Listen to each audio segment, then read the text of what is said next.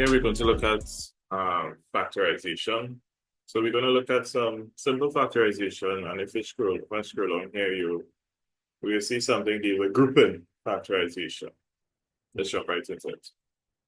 So factorization, I tell students sign number variable, right? We deal with the sign number variable. So the first question you're supposed to ask yourself with part E is, what is the highest number that can go into 10 and 6 without leaving a remainder, right? The highest number. So the highest number that could go into 10 and 6 without leaving a remainder is 2. And then you check to see which letters are in common. That simply means if you see a letter here and here, that is the same. So if we look at it, we see B, right? And I tell students, choose the lowest power. So this is B to the power 1 and this is B to the power 1. So it's not the same numbers, so you just choose B to the power 1 or just B. So just to say it over quickly, the highest number that could go into 10 and 6 without leaving a remainder is 2, right? B is in common, so the lowest B power, both B's are raised to the power 1. If this was B squared, then you'd have chosen B, but there's B to the power 1, right? But if it's the same number, which is the power, you just choose that's all. So the lowest B power is B. When you finish with that, you open brackets. 2 into 10 is 5. You put back the E because it doesn't have an E out here.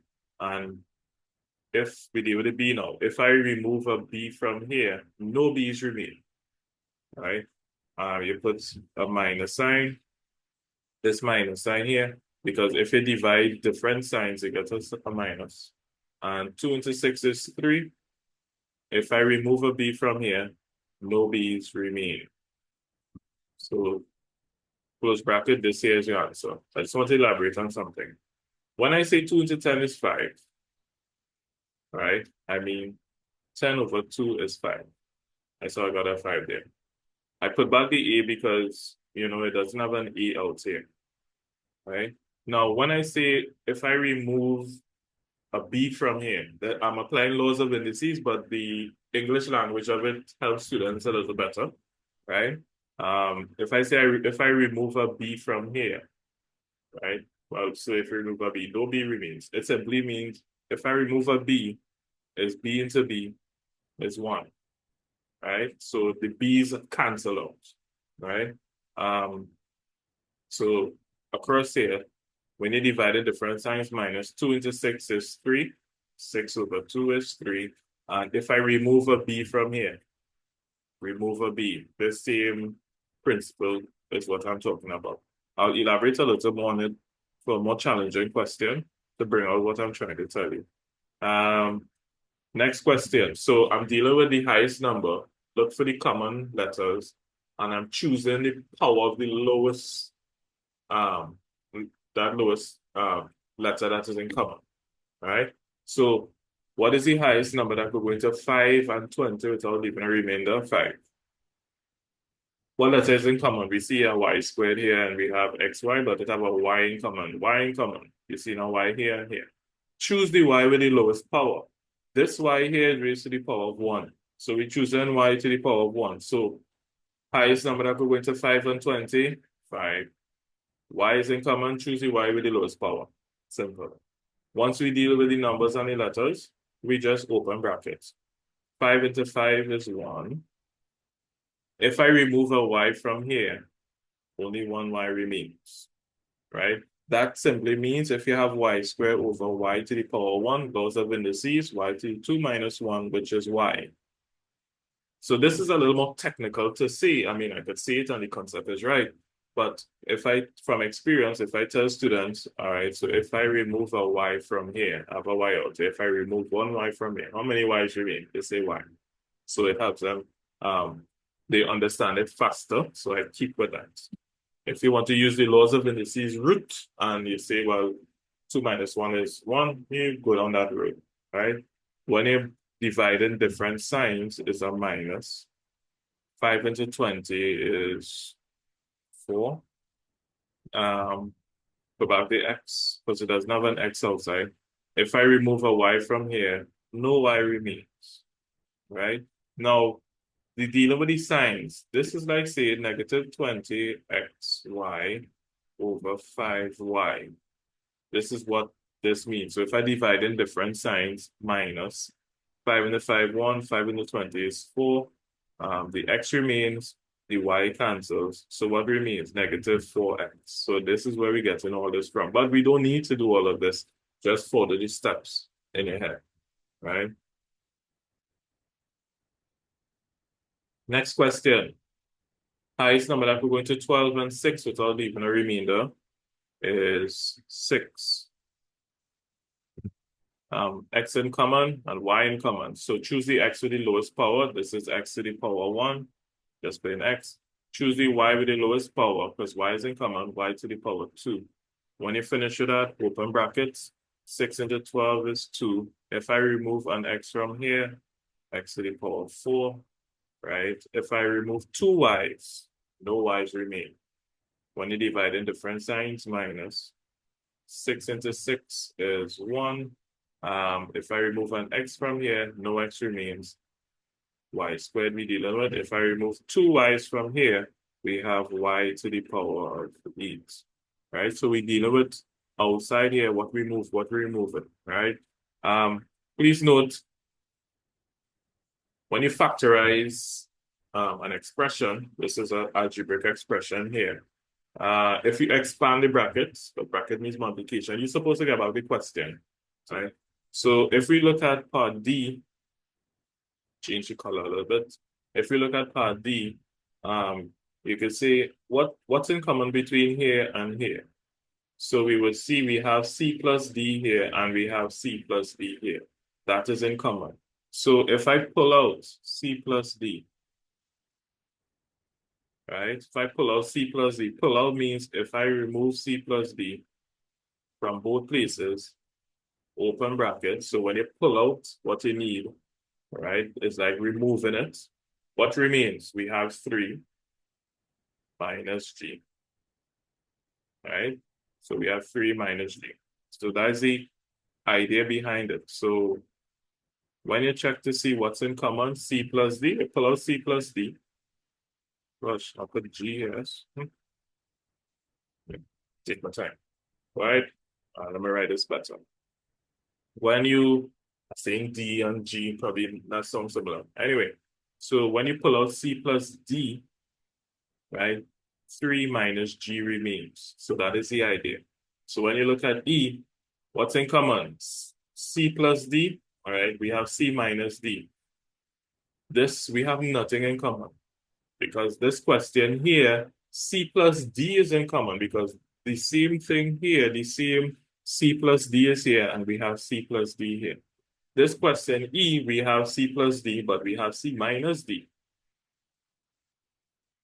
This is not in common. So if this is not in common, this question cannot be further factorized. The answer is 2C plus D minus Y, C minus D. This is the answer. It cannot be further factorized, right? Because of this C plus D and C minus D. All right, let's look at F. When we look at what's in common, we see 2x minus 3 in the bracket, 2x minus 3 in the bracket. So if I pull out that 2x minus 3, right, like pull it out, it means remove.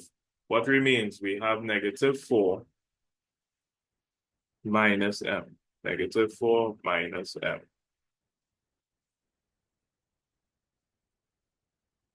Continuing.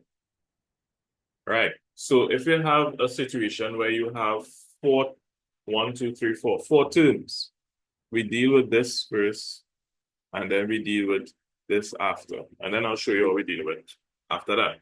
So we're focusing on the first 2 terms. Highest number that could go into 3 and 6 without leaving a remainder, 3, right? Lowest x power is x, plus x in common.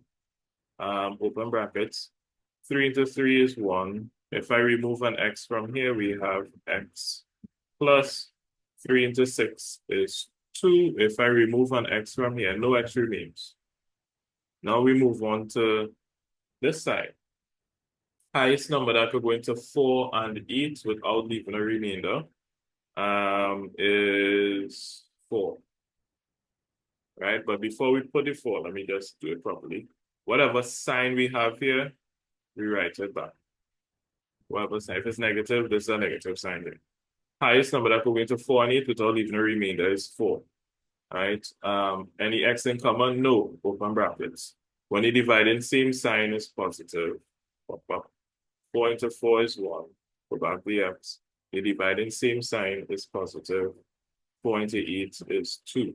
So this question here should remind you of this question on top here, right? So when you check what's in common between this term and this term, we see we have 1x plus 2, right? So 1x plus 2, right? So what remains? What remains? 3x plus 4. We just put back that thing there. This new up, right? Well, sure enough, this new up, sure enough. I think if I scratch this, this disappears, right?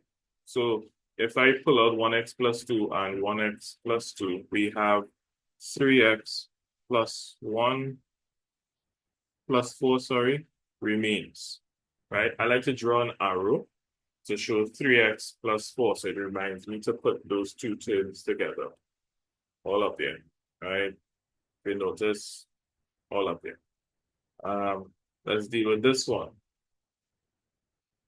So we deal with this term first, this term second. Highest number that could go into 1 and 4 without leaving a remainder is 1. Lowest x power is x. Open bracket, 1 into 1 is 1. If I remove an x from here, I only have 1x remaining. Dividing, same sign is positive. 1 into 4 is 4. If I remove an x from here, no x remains. Whatever sign here, we write it back. Highest number going to 3 and 12 is 3. No x in common, open brackets. Dividing, same sign, positive. 3 to 3 is 1, put back the x. Dividing, same sign is positive. You have to write the positive here. 3 to 12 is 4. Some students say, well, sir, the plus sign understood. I said, no, don't pad that.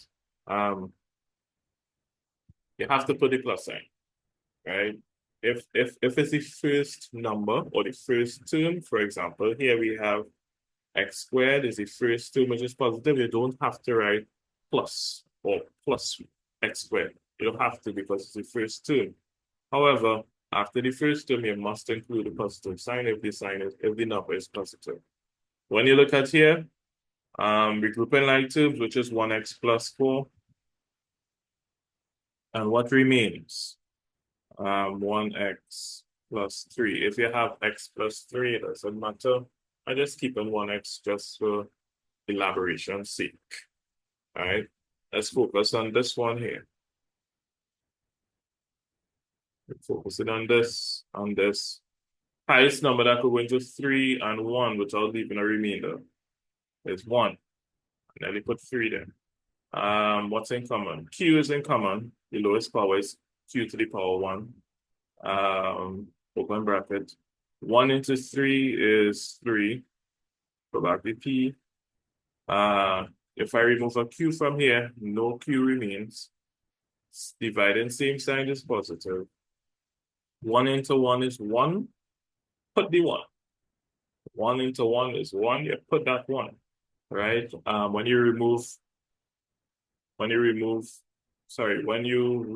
q from here, no q remains. So if I remove a q from here, no q remains.